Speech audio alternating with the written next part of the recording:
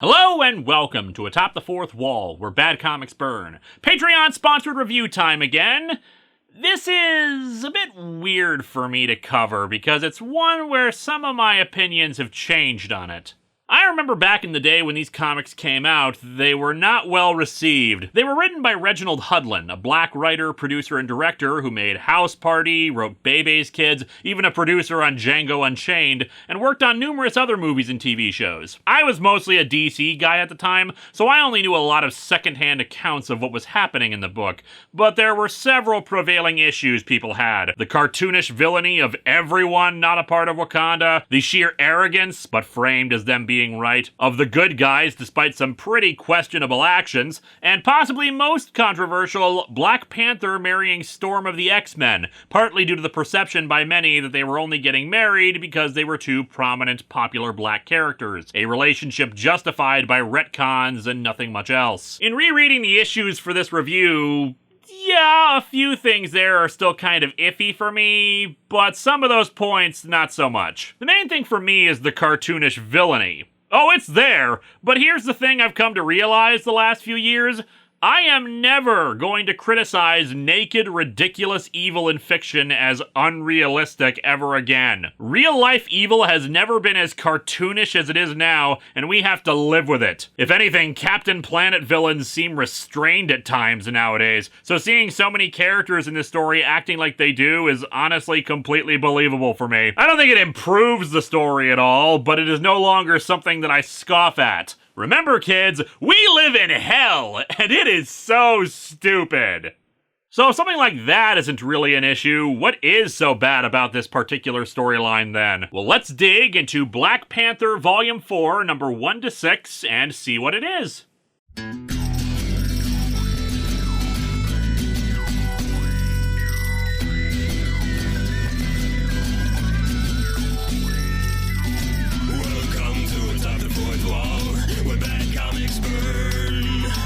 Linkara's gonna teach you all a lesson you won't learn. Brodsky, you're not the smartest. Life out, you're not an artist. Anyone who's had a bad comic published, it could be your turn. Linkara, he's a man punch, wears a party hat. Linkara, he has a magic gun. Where'd he purchase that? Linkara,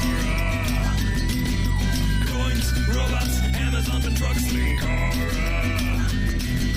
this comic sucks. Linkara, help me! I broke apart my insides. Help me! I've got no soul to sell. Help me! Reading from a trade that collects almost 500 pages worth of comics, and it's 6 issues we have to recap. No looking at the covers. We open at the border of Wakanda in the 5th century. Who is the Black Panther? Well, I don't think we're gonna find out 1,500 years before he was born. Yeah, the title of the storyline is weird. Calling it Who is the Black Panther implies a few possibilities. It could be about a different person than T'Challa being the Black Panther, not unheard of because of the legacy and history in universe of the Black Panther, and thus it is about finding out who it is. The title could also refer to a redefinition of either the Black Panther's origins, as was the case in the Who is Donna Troy stuff over in the Titans, or indeed who they are as a character, their mission and personality, setting up a storytelling engine by which future stories can challenge their convictions to who they are and what they intend to do. If this wasn't a character that already existed, it could be their actual introduction to the Marvel Universe as a whole, as we find out about them at the same time as the character. Or, it could be none of the above. Why is this story called Who is the Black Panther? I don't know. It has nothing to do with anything. Anyway, we see a group of warriors making their way through a field to launch an attack on Wakanda. Stay focused. I have heard that the Wakandans are fierce. Fierce? Isn't that what you said about the last tribe? Yeah, and the one before that. God, we always argue like this when we're attacking tribes. Can't we have a nice raid for once? Sometimes I forget why I married you two. Actually, no. I only said that about the Wakandans. This was a very important dialogue because Anyway, a few of them fall into some basic traps defending the border, and the leader tries to press on, but a massive swarm of spears launched into the air descends upon them and forces them to completely retreat. However, it's almost like the spears follow them even into some nearby trees, killing all but one. A voice calls out to tell their tribe, tell everyone about what happened. Unfortunately, on the way back, he tripped and fell on one of the spears, and whoever said that is all like, well, great, now we've got to wait for another attack party. We cut to, presumably, the modern day as someone in a cell is actually recounting this little story. The Wakandans had giant crossbows? That's amazing. I'm not sure the English had such technology at the time. Not until the 10th century. Wakanda was already ahead of the rest of the world. Actually, a quick search suggests that China had crossbows going back to the 7th century BC. In fact, the crossbow seems to actually be around in Europe too. It's just England didn't really take to it, preferring the longbow.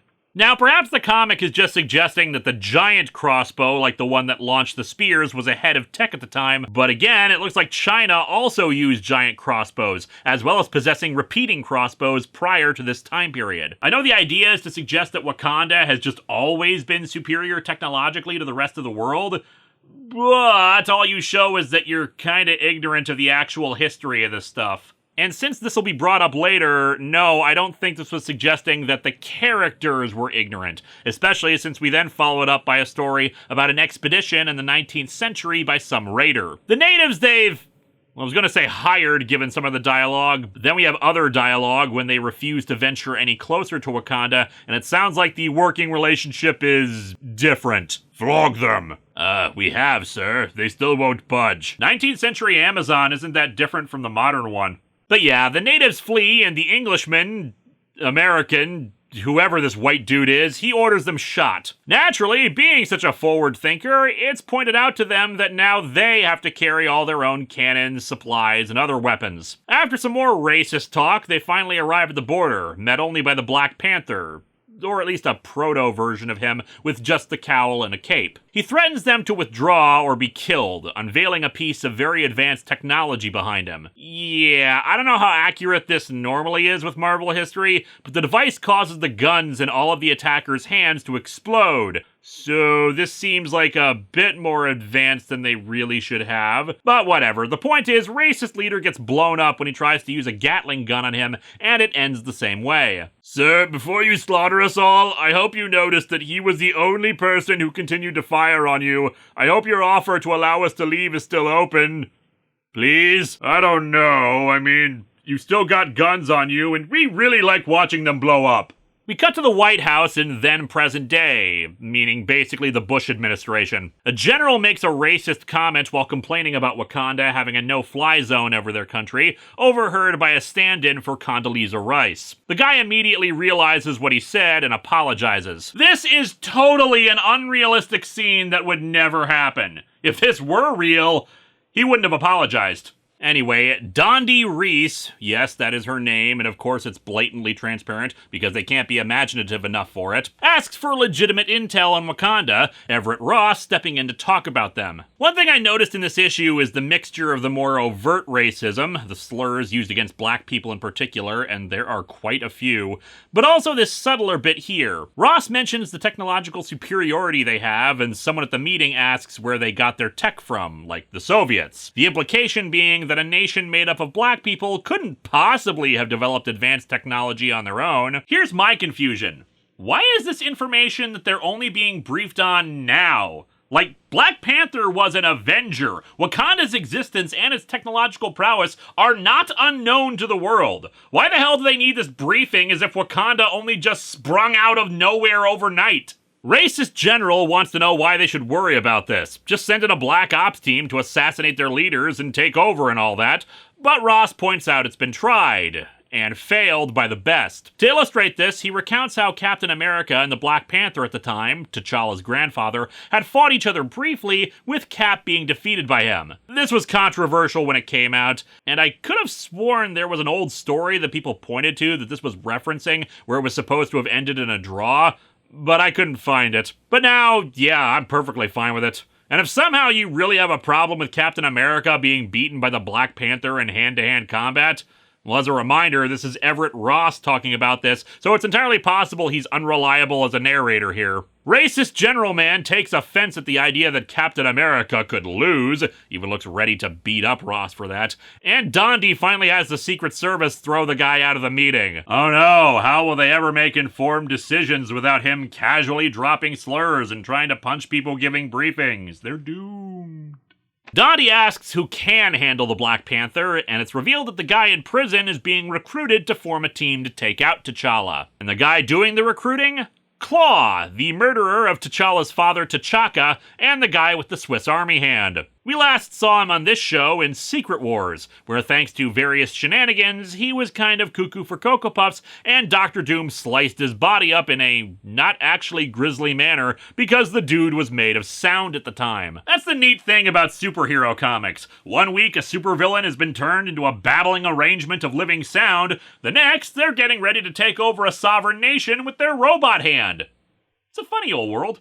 Moving into issue 2, Dondi asks the million-dollar question. Who is the Black Panther? And let me dig into this confusion further. Condoleezza Rice was the Secretary of State at the time this comic came out, and at the time of the writing, she was the National Security Advisor. I'm assuming, especially since this meeting is occurring at the National Security Agency, that Dondi here is holding the same role. So shouldn't she know this already? Is that why this comic is called Who is the Black Panther? Because of an otherwise pointless NSA briefing? Anyway, we get a flashback to T'Challa's battle that won him the throne of Wakanda. It's fairly similar to how it's presented in the movie, a day when any Wakandan can challenge the king for the throne, and in this case, T'Challa wins it from his uncle. Though here, his sister, Shuri, had every intention of challenging him too, but one of the other challengers, an absolute beast of a dude, fell on top of her and she couldn't get him off before T'Challa won. How embarrassing is it that this is the same way that Peter Parker missed his marriage to Mary Jane in the revised timeline Mephisto created?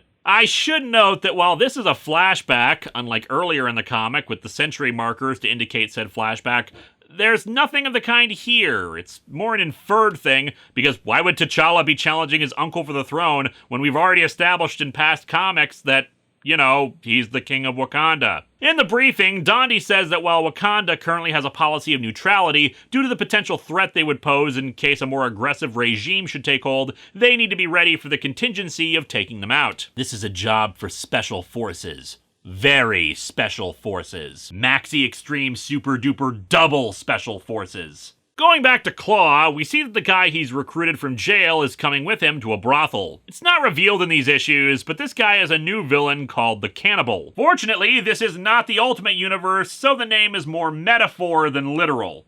In this case, they're a body swapper. The previous body that they were in dies whenever they hop into a new form, and now they've decided to take over this prostitute, explaining to Klaw that they have all of her memories too. So now you're a woman. How does it feel? I've always wanted to be with a woman like this. Now I am a woman like this. I have adjustable life goals. And I thought my hand was dangerous. By the way, have you noticed that my hand has 3 settings? Between the two of us, the Black Panther doesn't stand a chance. Between my weird robot hand and your ability to take over prostitutes, we're unstoppable! Issue 3 brings us to 2 more members of Klaw's team. Longtime Spider-Man foe the Rhino, who murders an actual rhino in an African plain, and mercenary Batroc the Leaper. Yeah, I love Batroc, whose superpower is basically jump kick stuff really hard. He's a bit more honorable than most other villains, but he's definitely the standout character in this one. Most of the other villains in the story are pretty one-note. They're bigoted jackasses, the Rhino included here, but Batroc shows more layers and humor. Klaw and the Cannibal arrive, Batroc uncertain of their chances of killing the Black Panther. Klaw, however, recounts how he had assassinated T'Challa's father T'Chaka, partly out of doing a job, partly as vengeance. Apparently his great-great-great-grandfather was the 19th century guy whose Gatling gun blew up in his face. He recounts how he did it, about how there was a World Economic Conference, and even back then they wanted what Wakanda had. Untouched natural resources, medical technology and cures, but most especially vibranium. One of the other representatives tells T'Chaka that they'll pay whatever price he sets for their goods, but T'Chaka refuses, saying the West needs to catch up spiritually with their technological prowess. See, now if you worshipped a giant panther god, we could share our laser guns with you. Yeah, what of course he means is the wisdom to use their technology. What, are you calling everyone here irresponsible children? No, more like sullen teenagers who feel more mature than their behavior warrants. The fact that every conversation here is framed in terms of profit and power says it all. I mean, this is an economic conference, dude. Feels like trade and profit kind of go hand in hand. It's like complaining about seeing blood in a slasher movie. Also, you just walked in, man. How do you know what their conversations have been like? You could have made half these breakthroughs yourself, but there's too much money to be made in misery. Why cure a disease when people pay for medicine? Yeah, pretty much. Anyway, after giving the dude a verbal smackdown when he accidentally doesn't refer to him by his title, he just leaves again. Klaw eventually got inside and assassinated T'Chaka, but before he could kill the rest of the royal family, the young T'Challa got hold of one of his guns and shot off Klaw's arm. He managed to get away and escape to Belgium, where the government there experimented on him for 10 years and gave him a giant novelty foam hand, but made of robot parts. Hell, the thing even shoots finger blasts out of it. The thing gets really unwieldy whenever he needs to wipe himself. Here's where we get the scene that's definitely the cause of some justified anger. T'Challa is talking with some of his advisors on how they still can't find Klaw. They've been after him since T'Chaka's murder, but I guess they're only now having a meeting about this, despite it being like 10 years later. But no, that's not the stupid part. One of the advisors says they won't get much further in their investigation without cooperation from the West, so he suggests making it a condition of limited trade. Maybe they would give him up in exchange for the cure to cancer, and admit their own complicity. I don't think so. If they cared about their people's health, they wouldn't sell cigarettes. You have the cure for cancer, but you're refusing to share it with the rest of the world because you're pissed at governments for letting cigarettes be sold? How could you even consider giving those barbarians a scrap from our table, even for something as important as revenge? You have the cure for fricking cancer, and you're refusing to share it with the world? And you have the audacity to claim moral superiority? Sorry about your leukemia, little Susie, but Wakanda doesn't like that our crappy government has tobacco lobbyists in it. I know. The more important point is the whole, they don't want to say how complicit they were in an assassination, but I've lost family and friends to cancer, everyone, and the idea that Wakanda would be withholding information like that over such a thing is not only arrogance, but morally repugnant, and makes it very, very difficult for me to see them as the good guys. I kinda get why Hudlin needed to make all the villains racist. It's the only way to make the guys who are withholding cures for diseases from the dying look good. It gets dumber, though. They'll just take the gift and turn it into a weapon, like they do with everything else. Oh no, guys, they're dropping cancer-curing bombs! Anyway, they table the discussion as T'Challa is informed he needs to appoint a UN ambassador. His uncle doesn't want the job, but his cousin might, so they appoint him. And then Nelson Mandela calls to congratulate him on his coronation. Wait, he just got his coronation? I thought that was a flashback. Or, like, did he lose it and then need to take it back again?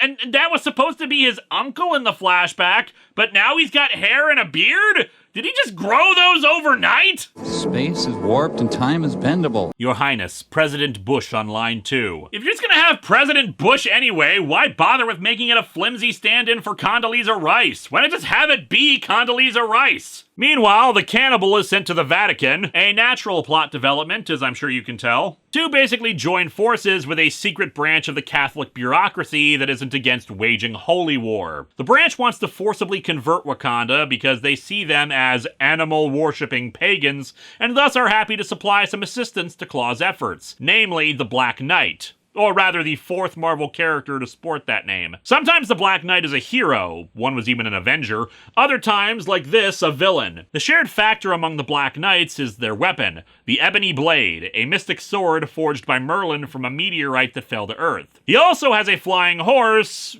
which poops on the cannibal. Keep it classy, Marvel. Issue 3 ends with Klaw arriving in the nation of Uganda, a rival of Wakanda, which is supplying Klaw with troops and resources for his planned attack. We begin issue 4 with a school field trip by some Wakandan kids to the Great Mound, basically the mountain of vibranium that Wakanda has that's the source of a lot of their achievements. However, something happens to cause the vibranium to, well, vibrate and create an earthquake. We soon learn that it was the work of one of Klaw's forces, who has the power to adjust the atomic wavelength of metal. Black Panther's advisors can't really figure out what the cause is, but Shuri has a theory that something affected the vibranium and wants a team to go into the mines to investigate, but T'Challa refuses, not wanting to risk people's lives in the event of another cave-in. Some miners were already injured by the quake. Then we get this weird panel of it looking like T'Challa turned and smacked her face with his shoulder. I get that it's just supposed to be her turning her own head in annoyance, but the angle of the shot and her facial expression are weird. Anyway, Klaw has the Black Knight give a speech to the assembled troops. God works in mysterious ways. For example, that's a dude dressed like a rhino. What's that all about?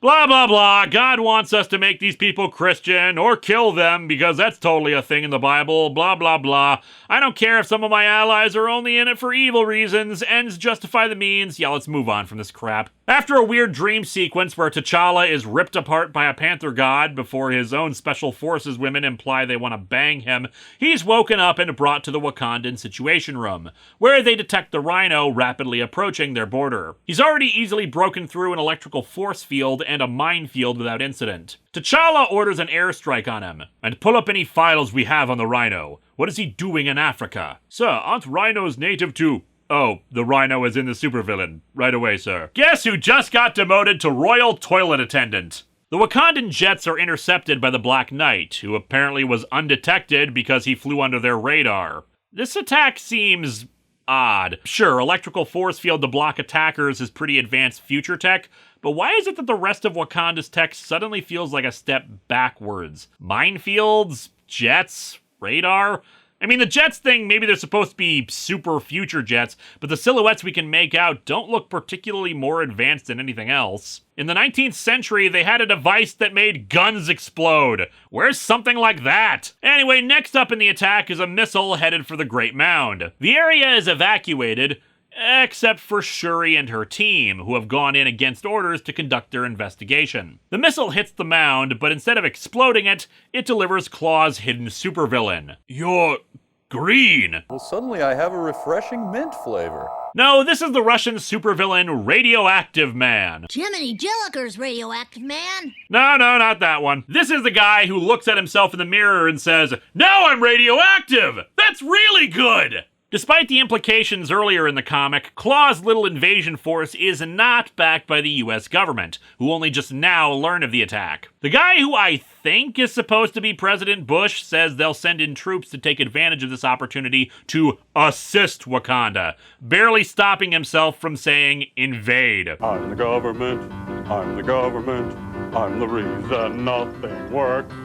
As we enter issue 5, the Rhino storms populated areas of Wakanda, still just basically going on a straight path through the city. T'Challa redirects the efforts to have only 3 jets focus on taking down the Rhino, while the majority holds off the attackers from Uganda. He contacts Mbutu, the dictator of Uganda, and informs him that normally they have the whole non-interference policy, but this blatant attack from this country just gave them an excuse to go over there and cut his head off. Mbutu is unimpressed, even letting slip that Klaw is leading the attack. T'Challa responds by smashing the monitor he was talking to him on. Well, we were going to use that for other stuff, Your Highness, but sure, just smash your own equipment like you were Kylo Ren. Really shows why you're leadership material. Since the Black Knight is interfering with their air support, T'Challa decides to go out on his sky bike to deal with him personally. Shuri contacts the command center, getting her uncle, and informs him of what's going on with Radioactive Man, who spots her and starts chasing her. In the meantime, the Rhino is finally knocked out while T'Challa disarms the Black Knight and ends that particular problem. Over in New York, Wakanda's ambassador and T'Challa's cousin, T'Shan,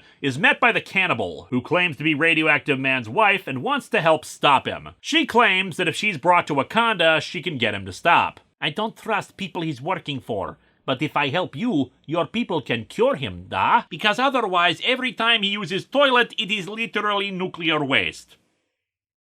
I'm not even kidding. That was a thing that happened earlier in the comic that Linkara didn't mention.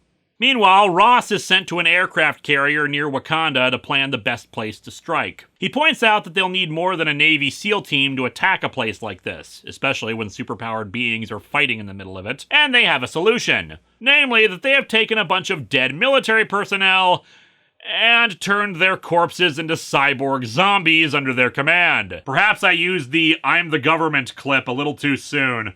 They can't get any closer to Wakanda without officially being drawn into the conflict, so they just have the cyborgs, whose cybernetics are based off the Marvel character Deathlock, drop into the water to walk the rest of the way. Great idea. Did you get that from that pirate movie? What? You know, the Disney one? I haven't seen my kid in 2 years. Well, don't worry. When Disney owns us, they'll make us watch the entire back catalog.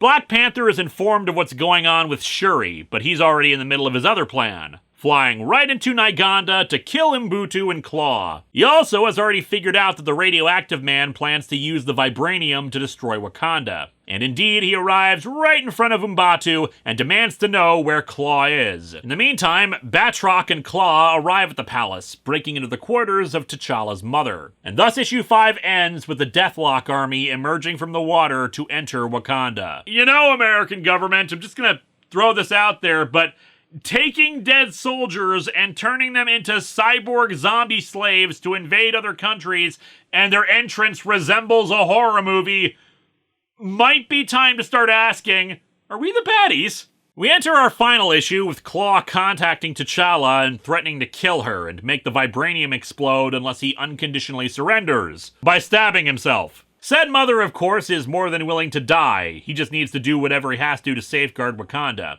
In New York, T'Shawn leaves with the cannibal to head back to Wakanda. His assistant confirms a security check on her that she seems to be exactly who she claims to be. No weapons, cybernetic enhancements, foreign biological agents. You mean that's all her?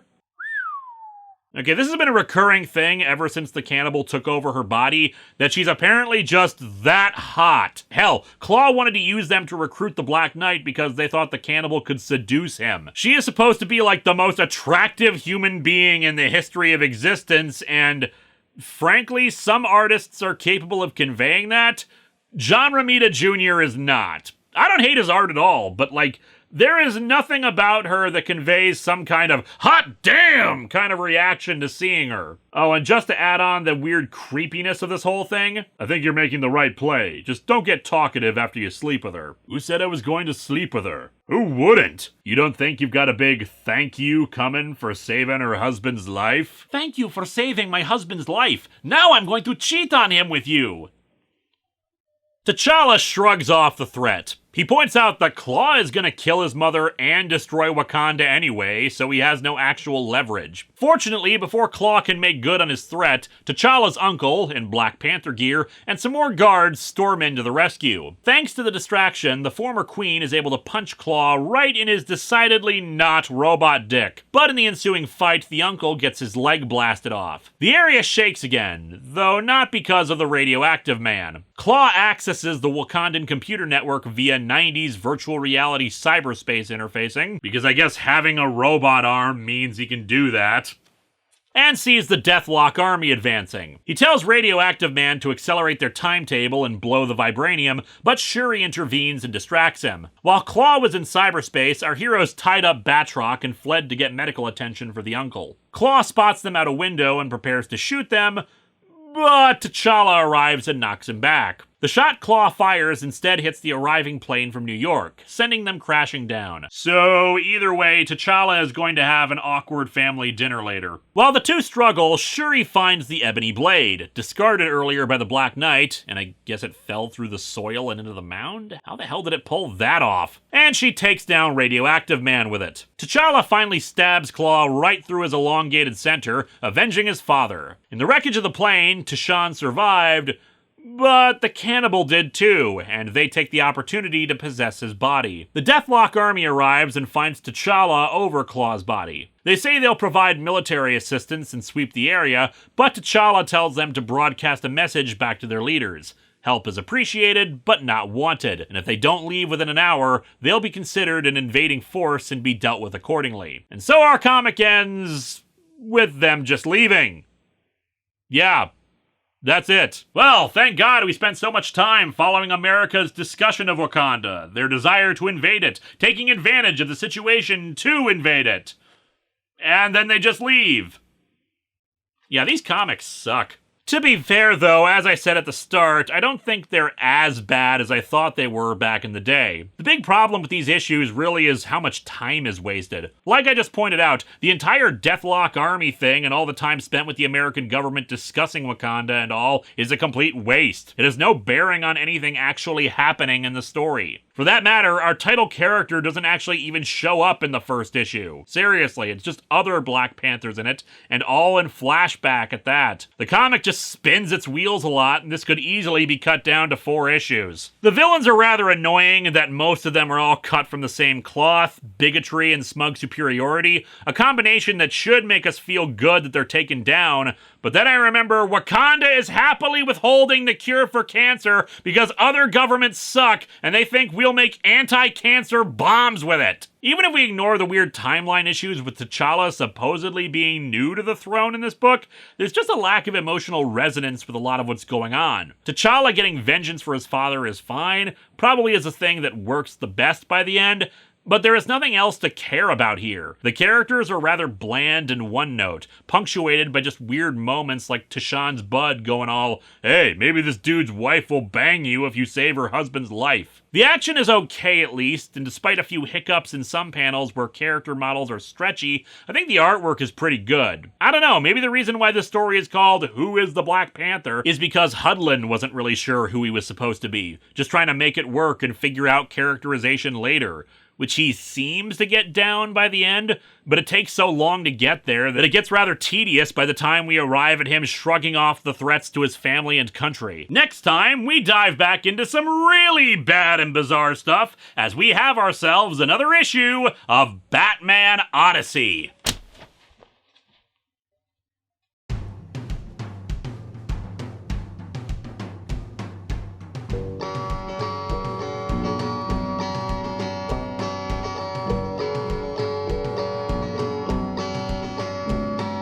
Sitting on my couch reviewing comics, the worst words that you will ever see. It's sad that comic books are for geeks, but they're not. They're for everybody.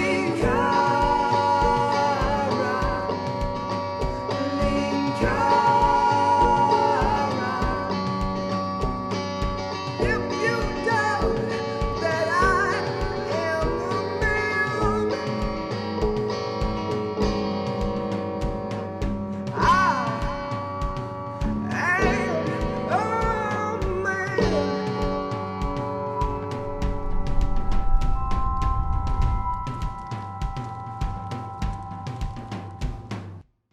And so our comic ends with them just leaving. Yeah, that's it. So Mission Frady Cat comes to a close.